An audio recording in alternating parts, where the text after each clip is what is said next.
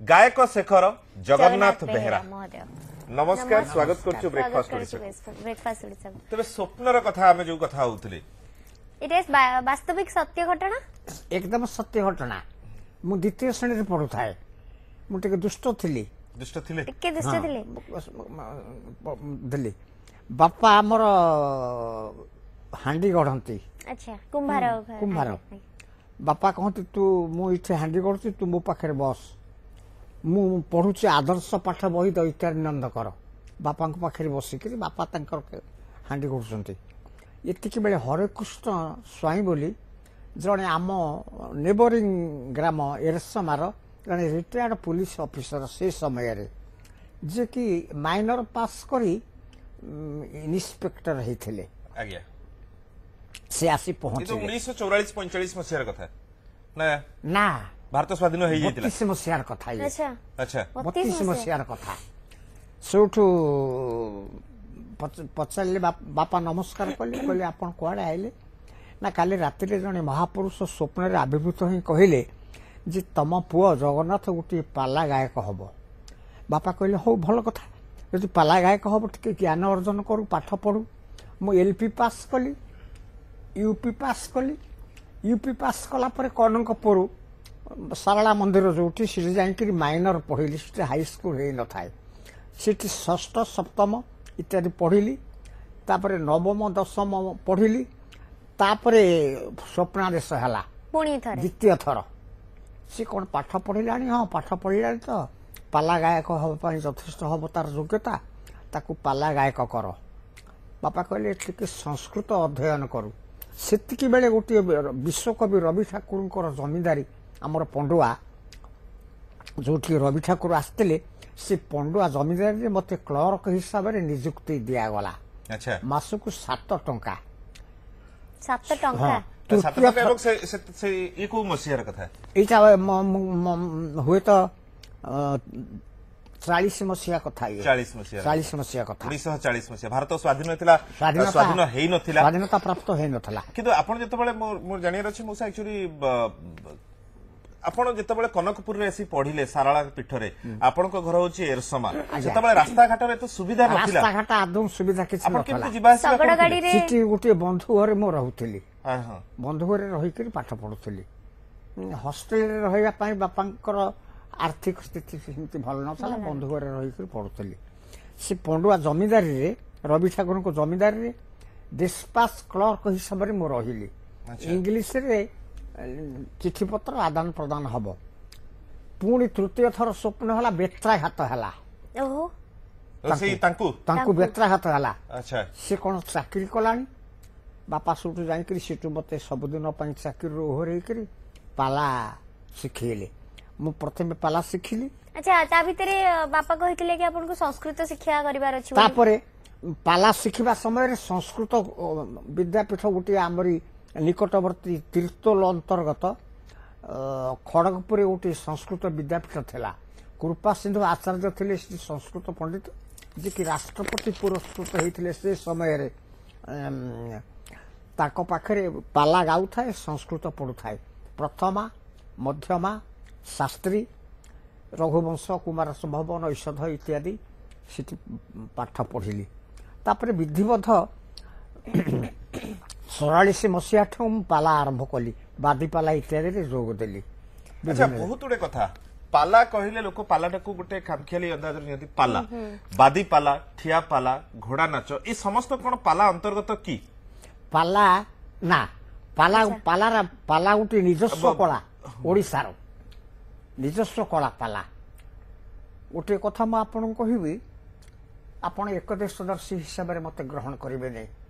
पाला पाई ओडिया साहित्य आज ओडिया भाषा आज शास्त्रीय मान्यता पाइला 1803 ओडिशा को दखल कला इंग्रेज सरकार ता पूर्व समग्र भारत वर्ष रे आधिपत्य विस्तार कर सारी थिला दुर्दश ओडिया जाति ब्रिटिश केसरी गोड़ तले मस्तक अवनत कला नाही जागिला पाइक विद्रोह खोर्धा माटी रे पाइक विद्रोह दमित हैला पर ब्रिटिश सरकार को राजनीतिटा साब्यस्त हैला सेतिके बेले 1868 ख्रीष्टाब्द रे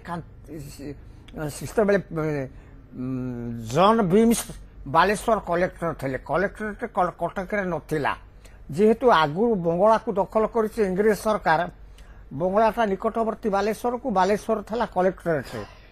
कटक नथिला जन बीएम्स सात समुद्र पर पर आसिक कलेक्टर थिले पाखे कांतिचंद्र भट्टाचार्य नामधेय जनैक बंग शिक्षाविद से लिखिले गोटा बही ओडिया स्वतंत्र भाषा नए ओडिया स्वतंत्र भाषा नुह ओडिया भाषा परिवर्ते ओडिशा रे बंगला भाषा प्रवर्तित हब अच्छा स्कूल कॉलेज सरकारी कार्यालय जन बीम्स जिते ग्रहण कले फकीर मोहन सेनापति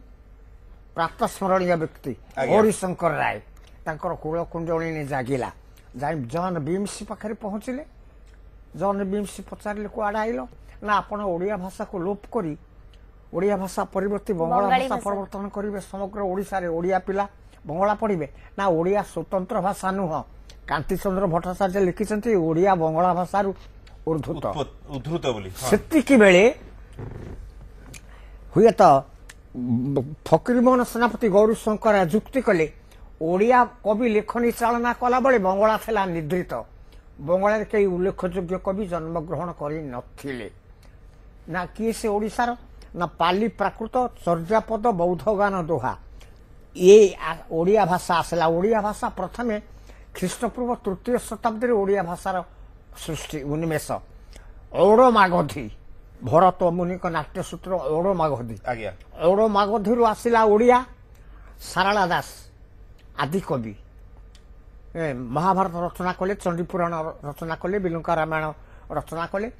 तापरे आसिले पंचसखा अच्युत अनंत जशवंत बलराम जगन्नाथ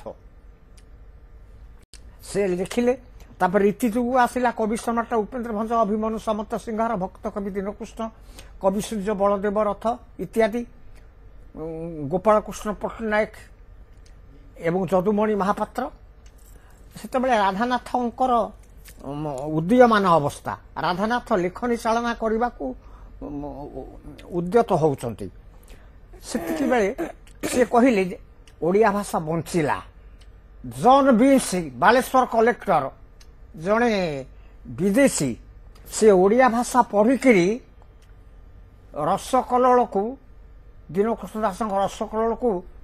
इंग्लिश भाषा अनुवाद कले अच्छा अच्छा वेब्स ऑफ डिलाइट्स अनुवाद कले ओडिया भाषा बंचिला जॉन बीम्स ओडिया भाषा पढ़ी लिखिला when Odia was fixed and settled language in India the Bengali language did not exist more कहिबार कथा जेतेबेले फकीरमोहन सेनापति गौरीशंकर राय ओडिया भाषार निरापत्ता पाई संग्राम करुथिले वैदेशिक शासक मानक इजलास रे सेतेबेले हमर जो पूर्वतन सूरी पाला गायक माने गाँ गंडा अपंतरा गहिरी बिल नई नाल घेरा इत्यादि बण जंगल पादे चली चलिकी जनमानस ओडिया भाषा को उज्जीवित रखिथिले निहाती तेणुक ऐतिहासिक नीरवता भितर पाला गायक मानकर अवदान लोके भूली जाइछंती समस्ते प्रासाद को अनैछंती त्रितल प्रासाद को जो भित्तिभूमि मजबूत कर रखिछि ताकू कई दृष्टि दौ नाहांती तेणुक पाला संस्कृति ओडिया भाषा को रक्षा करिबारे अनासक्त प्रहरित कर आछंती जुग जुग धरी बिल्कुल ए जाबत भारती भारती पंकजवासिनी मानस हारिणी भगवती माँ भारती मागो भारती भारती भारती मानो पंकजवासिनी मानस हारिणी भगवती माँ भारती मालो भारती भारती भारती भारती ब्राह्मी तो भारती भाषा बाणी सरस्वती हाँ गोटे शब्द जोड़ी अर्थ आज्ञा भारती बोले कथा पुणी भारत कहले भारती बोले सरस्वती वाह गोटे दार्शनिक समन्वय हाँ सप्तशती चंडी अध्ययन कला बेले गोटे स्तोत्र ଶିବଚର ହୁଏ ऋषिवेश ଯଦି ବି ସର୍ବଭୂତେଷୁ ଭୂତେଷୁ ବାଣୀ ରୂପେଣ ସଂସ୍ଥିତ ଯାହା ଦେବୀ ଯୋଉ ଯେଉଁ ଦେବୀ ଠାକୁରାଣୀ ସର୍ବଭୂତେଷୁ ହଁ। ସମସ୍ତ ପ୍ରାଣୀମାନଙ୍କ ହୃଦୟରେ ବାଣୀ ବାଣୀ କହିଲେ କଥା ରୂପେରେ ଅବସ୍ଥାନ ଅବସ୍ଥାନ କରିଥାନ୍ତି ବେଶେ ଯେଉଁ ଦେବୀଙ୍କର ଅପାର କରୁଣା ବଳରେ ମନୁଷ୍ୟ ବାକ୍ ପଟୁତା ଅର୍ଜନ କରିଛି ଗାଈ ହମ୍ମାରଡି ହମ୍ମାରଡି କରିବା ଶକ୍ତି ଅର୍ଜନ କରିଛି ଠିକ ଅଛି ପକ୍ଷୀ କଳରାମ କରିବାର ଶକ୍ତି ଅର୍ଜନ କରିଛି ବ୍ୟାଘ୍ର ବାଘ ଗର୍ଜନ କରିବାର ଶକ୍ତି ସବୁ ଅର୍ଜନ ମୂଳରେ କରିଛି ସେଇ ମାକୁ ଛାଡ଼ିଲେ କିଛି ଆତ୍ମ ନାହିଁ ପ୍ରକାଶିନୀ ଶକ୍ତି ରୂପରେ ସମସ୍ତ ପ୍ରାଣୀମାନଙ୍କ ଅନ୍ତର ଦେଶରେ ଅବସ୍ଥାନ ଆଚ୍ଛା। କରନ୍ତି ବାଣୀ ସ୍ୱରୂପିଣୀ ସରସ୍ୱତୀ ତାଙ୍କରି ପଦାରବିନ୍ଦ ଉଦ୍ଦେଶ୍ୟରେ ହଁ। ଭକ୍ତ ଜଣାଉଛି ବିନମ୍ର କଣ ପ୍ରଣତି କହୁଛି ପରବର୍ତ୍ତୀ ଧାଡି ଦେଖିବା ରାଧାନାଥ ବାବୁ ଲେଖିଲେ କବିବର କଣ କହିଲେ ପଙ୍କଜ ଶ୍ରୀଦେବୀ ଉତ୍କଳ ଭାରତୀ ଭାରତୀୟ ମହାଯାତ୍ରା କାବ୍ୟର ପ୍ରାରମ୍ଭରେ କୁଣ୍ଠ ତଟରେ ତଟରେ ମୋଚିତ ପଟରେ ପଟରେ ରହିଯା ସଙ୍ଗୀତ ସାହିତ୍ୟ କଳା ବିହୀନ ଆଚ୍ଛା ସାକ୍ଷାତ ପଶୁପୁଚ୍ଛ ବିଶାଳହୀନ ହଁ ହଁ ସଙ୍ଗୀତ ସାହିତ୍ୟ ଯୋଡ଼ିଏ କଳା କିଏ ଆଉ କହିଲା ଆଜ୍ଞା ଇଏ ଦୁଇଟି କଳାରେ ଯୋଉମାନେ ଅପାରଦର୍ଶୀ ଅନଭିଜ୍ଞ ଅନଭିଜ୍ଞ ସେମାନେ ଲାଙ୍ଗୁଳ ତଥା ଶୃଙ୍ଗ ବିହୀନ ଦିଗୁଡିଆ ପଶୁ ସଦୃଶ ସାର୍ ଏକଥା କିଏ କହିଲେ ଭର୍ତ୍ତୃହରି ସଙ୍ଗୀତ ସାହିତ୍ୟ ଇଏ ଯୋଡ଼ିଏ କଳାରେ ଯୋଉମାନେ ଅପାରଦର୍ଶୀ ଅନଭିଜ୍ଞ ହଁ ଯେତେ ପଦସ୍ଥ କିଛି ହଉଥିଲା ଆଚ୍ଛା, ଆଚ୍ଛା। ସେମାନେ ଲାଙ୍ଗୁଳ ତଥା ଶୃଙ୍ଗ ବିହୀନ ଦିଗୁଡିଆ ପଶୁ ସଦୃଶ ମାମୁ ତାକୁ ବୁଝୁଛନ୍ତି ଖାଲି ଗାଇଲେ ଚଳିବ ନାହିଁ ନାଇଁ ତାକୁ ବ୍ୟାଖ୍ୟା କରିବାକୁ ପଡିବ ସାହିତ୍ୟିକ ଦୃଷ୍ଟିକୋଣରୁ ହଁ। ହଁ ବ୍ୟାଖ୍ୟା। କଣ୍ଠ ତଟରେ ମୋଚିତ ପଟରେ ପଟରେ ମୋଚିତ ପଟରେ କହୁଛି କଣ୍ଠ ତଟରେ ଶୀତ ଫଟିଲେ ମା କଣ କରିବୁ କଣ କରିବୁ ସଙ୍ଗୀତ ଝଙ୍କାରେ ବୀଣାର ଟଙ୍କାରେ ନିଶ୍ଚିତ ଭାବରେ ଆମେ ଆପଣମାନଙ୍କୁ ପୁଣି ଥରେ ସ୍ୱାଗତ କରୁଛୁ ଆମେ କଥା ହେଉଛନ୍ତି ବୟସର ଅପରାହ୍ନରେ ଥିବା ଗାୟକ ଶିଖର ଜଗନ୍ନାଥ ବେହେରାଙ୍କ ସହିତ ଯିଏକି ରାଷ୍ଟ୍ରପତି ପୁରସ୍କାର ପ୍ରାପ୍ତ ପାଲା ପାଇଁ ପାଲା ସଂସ୍କୃତି ସାରା ବିଶ୍ୱ ଦରବାରରେ ପହଞ୍ଚାଇବା ପାଇଁ ଚେଷ୍ଟା କରିଛନ୍ତି ଏ ଯୋଉ ପାଲାଟି ଆମେ ଦେଖୁଥିଲେ ବର୍ତ୍ତମାନ ଆଜ୍ଞା ଇଏ କେଉଁ ପାଲା ଇଏ ଆମର ବାଦି ପାଲାର ଇଏ କେଉଁ ବିଷୟଟି ଆପଣ ନେଇଥିଲେ ଏଠି ବିଭିନ୍ନ ସମୟରେ ବିଭିନ୍ନ ବିଷୟବସ୍ତୁ ନିଏ ପ୍ରଭାସ ଯଜ୍ଞ ମେଘନାଦ ବଧ ଏକଲବ୍ୟ ଗୁରୁ ଦକ୍ଷିଣା ଏମିତି ବିଭିନ୍ନ ସମୟରେ ବିଭିନ୍ନ ପୌରାଣିକ ବିଷୟବସ୍ତୁ ମାନେ ଆମେ ଗ୍ରହଣ ବିଭିନ୍ନ କରୁ ଯୋଉ କଣ କୁହନ୍ତି ପର୍ବପର୍ବାଣୀରେ ଆପଣ ବିଷୟବସ୍ତୁ ବାଛନ୍ତି ନା ଏମିତି ସବୁ ପ୍ରକାର ପର୍ବପର୍ବାଣୀରେ ବିଷୟବସ୍ତୁ ବାଛିବାକୁ ହବ ଏବଂ ଷ୍ଟୁଡିଓର ଚାହିଦା ଅନୁସାରେ ଏବଂ ସାଧାରଣତଃ ଶ୍ରୋତୃବର୍ଗଙ୍କର ମନସ୍ତତ୍ୱକୁ କଳନା କରି ଆମର ତ ଅଭିଜ୍ଞତା ଅଛି ବିଭିନ୍ନ ସ୍ଥାନରେ ପାଲା ଗାଇବା ଦ୍ୱାରା সেই অনুসারে বিষয়বস্তু আমি নির্বাচন করি ମୁଁ ଗୋଟେ ଜିନିଷ ପଚାରିବା ପାଇଁ ଚାହିଁବି ପାଲା ପାଲା ଆଜି କେବଳ 16 ବର୍ଷରେ ଯଦି ଜଣେ ପହଞ୍ଚୁଛନ୍ତି କେବଳ 16 ପାଲା ପାଇ 16 ବର୍ଷରେ ପହଞ୍ଚିଲେ ସେତିକି ବେଳେ କେବଳ ପାଲା ପରିବେଷଣ ହେଉଛି ସେଠି ବି ଦର୍ଶକ ସଂଖ୍ୟା କମ ପାଲାକୁ ଦେଖିବାର ଯୋଉ ଦର୍ଶକ ବହୁତ କମ ଥାନ୍ତି କେବଳ ବାଧ୍ୟତାମୂଳକରେ ଗୋଟେ ପାଲାକାରକୁ ଡକାଯାଏ ଏବଂ ପାଲା କରୁଛନ୍ତି କରିବା କଥା ବୋଲି ଏବଂ ପାଲାକାର ମାନେ ଯାହା ପାରିଶ୍ରମିକ ପାଉଛନ୍ତି ସେ ପାରିଶ୍ରମିକରେ ତାଙ୍କ ପରିବାର ଗୁଜରାଣ କରିବା ବହୁତ କଷ୍ଟସାଧ୍ୟ ଆପଣ କେମିତି ପରିବାର ଗୁଜରାଣ କରୁଥିଲେ କିନ୍ତୁ ମୁଁ ଦେଖୁଛି ଆପଣଙ୍କର 5 ଝିଅ 2 ପୁଅ ଆଜ୍ଞା ଏତେ ବଡ ପରିବାରର ଆପଣ କେମିତି ଭରଣ ପୋଷଣ କରିପାରୁଥିଲେ ରାତି 7 ଟଙ୍କାରେ ପାଲା ଗାଇଲି 10 ଟଙ୍କାରେ ପାଲା ଗାଇଲି 20 ଟଙ୍କାରେ ପାଲା ଗାଇଲି ବର୍ତ୍ତମାନ 5000 6000 ଟଙ୍କା ମନଉଛି ଗଭର୍ଣ୍ଣମେଣ୍ଟ ମତେ ଭତ୍ତା ଦଉଛି ମୁଁ ବର୍ଷରେ ସେତେବେଳେ 250 ରାତି ପାଲା ଗାଇକରି ମୁଁ ବହୁତ ରୋଜଗାର କରିଛି ଜମି ବାଡ଼ି ମଧ୍ୟ ଖର୍ଚ୍ଚ କରିଛି ଝିଅମାନଙ୍କୁ ମଧ୍ୟ ଜଣେ ପ୍ରତିଷ୍ଠିତ ପାଲା ଗାୟକ ହେଲେ ତାର ଆର୍ଥିକ ସ୍ଥିତି ଉପରେ କୌଣସି ମତେ ଆଞ୍ଚ ଆସିବନି ଆଜ୍ଞା ଆପଣଙ୍କୁ ଲାଗୁଛି କି ପାଲା ଗାଇକି ପରିବାର ପୋଷଣ ଭଲ ଭାବେ ଆପଣଙ୍କର ହରିନାଥ ନିରଞ୍ଜନ କର ବୈଷ୍ଣବ ପ୍ରଧାନ ପରମାନନ୍ଦ ଶରଣ ବିଶ୍ୱନାଥ ପଟ୍ଟଯୋଶୀ ଲୋକନାଥ କର